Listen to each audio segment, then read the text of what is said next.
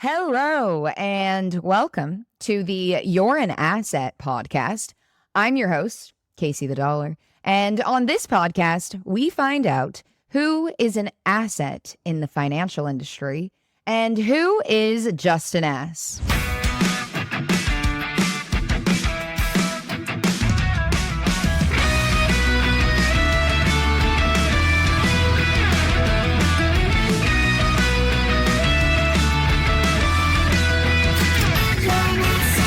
Thank you guys so much for your patience while we get this next episode out to you guys. It has been about 3 weeks since we posted an episode, and some of you may already know why, because I was sent a cease and desist letter a couple weeks ago from a fellow insurance TikTok creator who didn't want me to post this episode.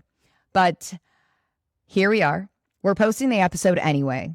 We just had to take a step back and make sure that we were extremely mindful and factual about everything we decided to say. Now, this is going to be the last episode of season 1. You'll have to hang tight. We're going to be back in a couple months, but to be honest, I need a break. We're running a business, working with clients, posting on social media, running a podcast, and we have multiple very exciting things coming up in the near future.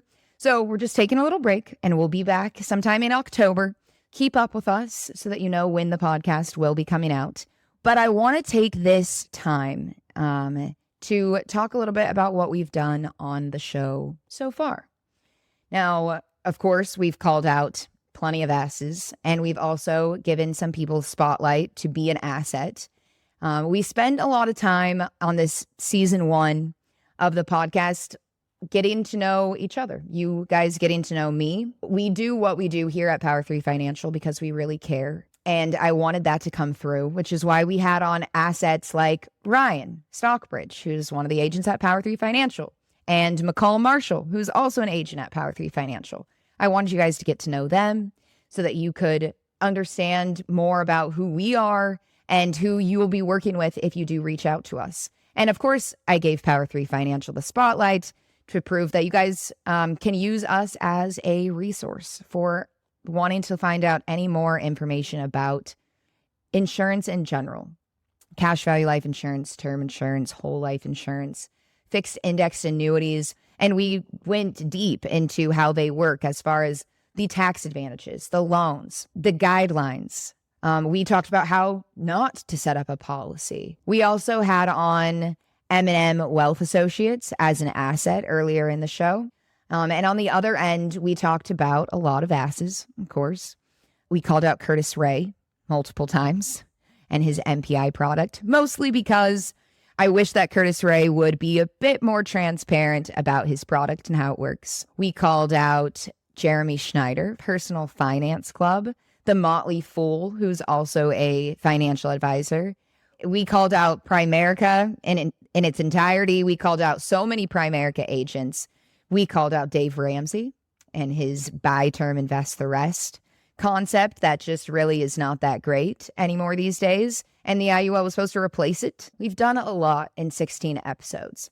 And we're going to continue to do a lot. We're going to continue to expose people online who are not being truthful with their content. Even before deciding to do the podcast and doing that first episode, I've been very particular about who could be on the show, why they're on the show, what we're going to talk about on the show, which is why we haven't had so many guests that are outside of Power 3 Financial this season. Next season is going to be a different story. But I was very particular because I want to make sure that whoever I give a spotlight to deserves it. And you think you know people, and then you find out you don't, and that's okay. It is hard to know who else is being honest. And so we've just been very particular about who gets to come on the show because I do think that our reputation is pretty strong, and we set up policies with your best interest in mind. So naturally, I don't want anyone else to benefit from this platform who doesn't really deserve it. I can't tell you guys how serious I am when I say that I want to change this industry. I think the industry is seriously lacking transparency, which we know that. And I had no idea that when I got my life insurance license, that my entire life was going to change. I had no idea that 3 years ago, getting on TikTok because I thought the IUL was such a cool product would turn into a full-blown company and a podcast 3 years later. When I first found out about IULs, I was blown away by the product itself, of course. The tax advantages, the market protection, the ability to borrow your money during your lifetime. I was extremely intrigued. And the insurance industry itself was intriguing because of the fact that I could work on my own time. And I was really looking for something like that, an opportunity that would allow me to have more freedom and allow me to be at home with my dog, if we're being honest. But what's kept me around, selling insurance is not something that I'm so passionate about. But telling people the truth and educating people transparently and stopping people from spreading false information, that I am passionate about. That makes me want to get up out of bed every single morning. The fact that there are people who need us to do what we do so that they can feel confident in where they're putting their money and how they're protecting themselves and their family and even their business. I've always been a helper. And there's this famous quote that I think Mel Robbins uses it a lot. And she says, no one is coming. No one is coming. No one's coming to make sure that you take care of your clients correctly. No one's coming to make sure that you run your business effectively. No one's coming to train your employees. No one's coming to put food on the table. No one's coming to clean your house. No one's coming to take care of your kids. The only person coming to help you is you. And I know that that is not a unique feeling to not have anybody coming to save you, and that there's not this safety net person or bucket of money that you can fall back on. So when I think about the idea that people are being screwed over by financial advisors or insurance agents who are supposed to be looking out for their clients because they're the ones that have the information and the knowledge and the power to do right by other people, it infuriates me. I truly am so angry that people take advantage of other people when it comes to their money. There's nothing you can really do to explain it away or make it right when you're a greedy insurance salesman or a greedy financial advisor. And so I'm not going to stop doing what I'm doing. Power 3 Financial is not going to stop doing what we're doing. We're going to continue to be on the right side of history. We're going to continue to be on the right side of the internet by exposing people that are flat out lying, misleading, only doing what's best for themselves. I'm going to keep exposing them. We're going to keep doing everything in our power to figure out who those people are and to let you know about them so that you don't end up in a situation where you've lost money or wasted money or have to cancel a policy you got because it was never set up correctly to begin with. I think that's important work, and I'm not going to stop, like you said. So lying, being dishonest, not something I like. And I'm also a very bad liar myself. I wear all my emotions on my face. If I tried to lie, you would know. Another part of who I am is that I actually despise confrontation. Meanwhile, my entire podcast is about confrontation. I have been sweating. I've been sweating for 2 weeks. I started sweating more profusely in the last 5 minutes or so. But I know that certain types of confrontation is worthwhile because it matters to people like you that are listening. I've built this entire platform and following based on the truth, based on being honest. You guys know that. And here I am, 3 years since all of this started, and no one is going to stop me from being honest. That is what we stand for. That's what we have stood for. And it's what we'll continue to stand for. So what I want to tell you is the facts. Fact number 1, somebody on TikTok and Instagram who claims that they set policies up with the minimum death benefit to be able to max fund them is not doing that. So I would like to show you what a max funded IUL looks like. The policy that we're going to compare right now is for a 31-year-old male, standard health, and they are contributing $2,000 a month for a total of $24,000 a year. When you set up a policy, minimum death benefit, max accumulation, the minimum death benefit for a 31-year-old contributing $24,000 a year is $405,000. This same policy with a $405,000 death benefit has a max contribution limit per year of $24,000 exactly. That is the max contribution amount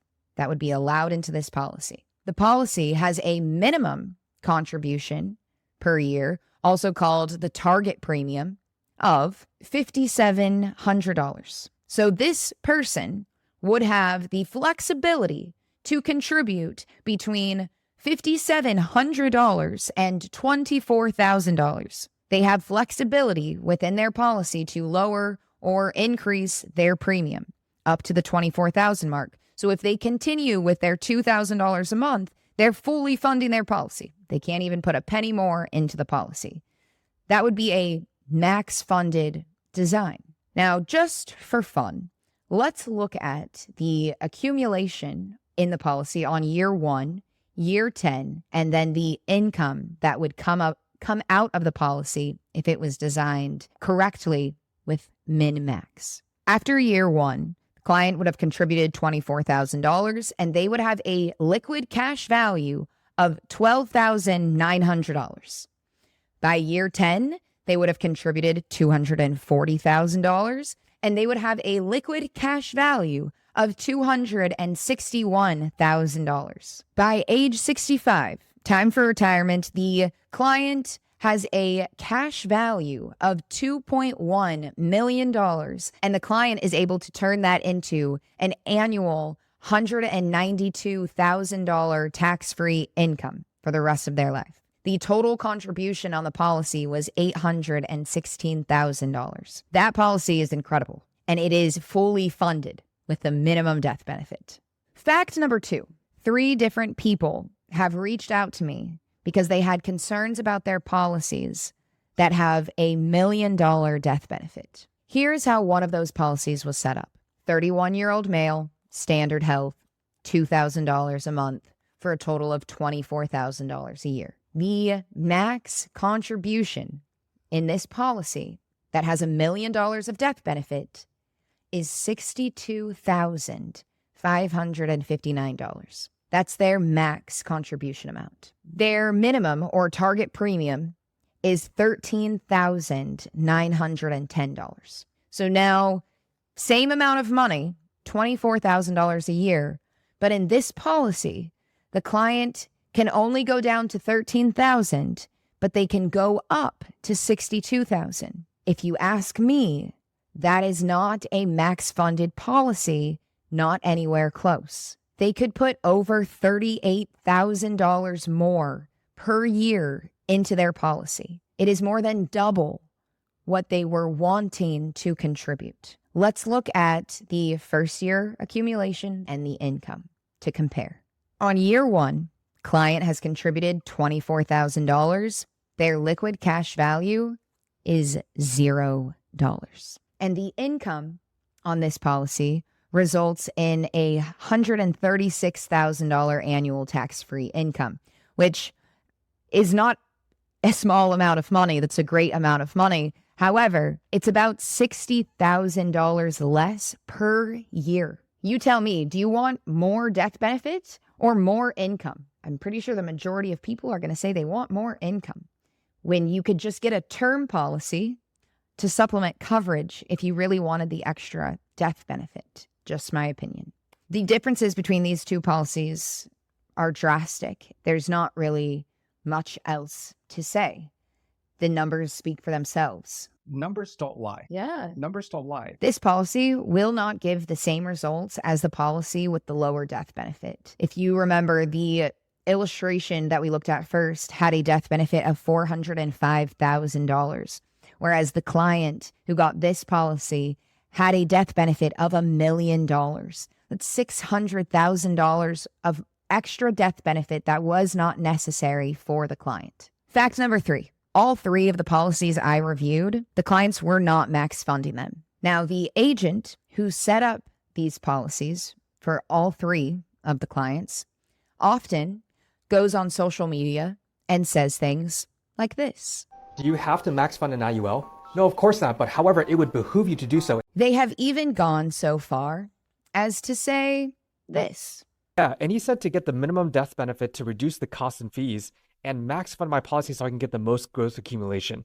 Fact number 4, I had no idea who the agent was before I reviewed the policies. And fact number 5, I review policies that are in force constantly for people who reach out. And regardless of who the agent is, if the policy is not set up the way that the client wanted it to be, I let them know that. If a policy is set up correctly, I would never change it. I would never recommend that the client get a different policy just so that I could set it up. And nobody from Power 3 Financial would do that either. If your policy is not set up correctly, we're going to tell you. If your policy is set up perfectly fine, we're going to tell you to keep it the way that it is and not change it. Let's call McCall and ask her what she would do. What's up, Buttercup? Hey, McCall. Quick question for you. Okay. If you had a complimentary policy review for a client and the policy was set up perfectly, would you recommend that the client change the policy at all? No. Good. Like if they're like max funding's minimum death benefit? Yep. Yeah, no. I mean, if it's a properly structured IUL, then you keep the properly structured IUL. Exactly. Just wanted to make sure. Okay. Thanks, McCall. Yep, anytime. Now, I am upset because I trusted this person. I gave them a spotlight on the podcast. They were on for an episode. The episode has been removed, but let's just take a little look back at a clip from that podcast. How can someone make sure that their agent isn't screwing them and just getting a big commission? You want to make sure you're asking your agent the right questions. What is the minimum death benefit that I can get with this premium? What is the maximum premium I could put in for a $1 million policy? Yeah. Because some people, I have clients that are putting away $50,000 a month into an IUL. Yeah. And, if we were to want to make a really fat commission check, oh man, right, it would be really nice. Oh man. But we want to go with the minimum death benefit. He's said other things, such as an increasing policy will have typically a smaller death benefit so that way you can max fund the policy while minimizing the costs and the fees, right? Also minimizing the commission to the agent. Do any of the clips that were previously shown reflect what was done with the client's policy that we also looked at? Maybe? I plead the fifth. Needless to say that all of Power 3 Financial was, like I said, I mean, the word that comes to mind is betrayed. When you trust somebody and take their word for what it is, and you find out that maybe their word wasn't so good, it stings. When you see somebody talk about the insurance world the way that we talk about it, and you find out with literal proof that they're not being 100% honest, it hurts. It hurts bad. And as you know, I'm not entitled to say much else.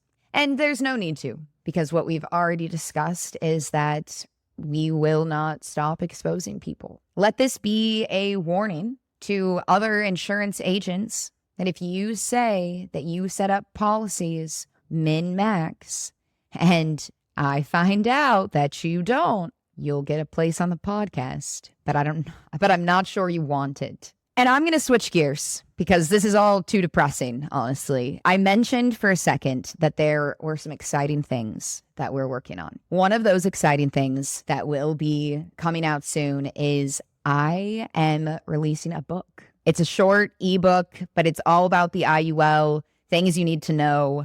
to kind of get you started on understanding an indexed universal life insurance policy more thoroughly. And I cannot wait to start promoting it and offering it to you guys. We're also going to release a seminar, so you can look out for that as well. Of course, season 2 of You're an Asset will be coming out in sometime in October. And one other possibly exciting thing is at this very moment in real time, it is, it's 1:00 Pacific time on a Thursday, August 17th.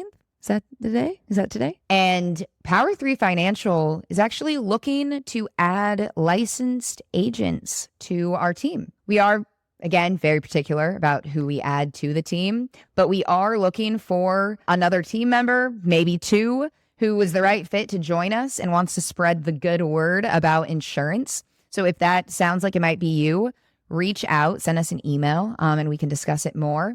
But otherwise, thank you guys so much for being patient when we got this episode out. Thank you so much for following along the last several months with all of the episodes. Thank you for the constant support on TikTok, Instagram, and our other social media platforms. If you're not a client yet, reach out. We'd love to hear from you. If you are a client, hi. We appreciate you so much, and we cannot wait to see you for season 2. Thanks so much for listening to the You're an Asset podcast. I'm your host, Casey the Dollar. And on this podcast, we find out who is an asset in the financial industry and who is just an ass.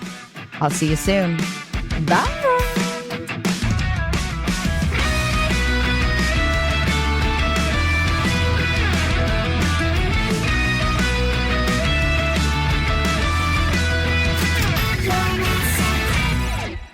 The You're an Asset podcast is not giving financial advice. We are not licensed financial advisors, and our licensing is strictly in insurance products. The information that we talk about is specific to the products that we work with. We cannot guarantee that other agents will have the same product features that we discuss on the show.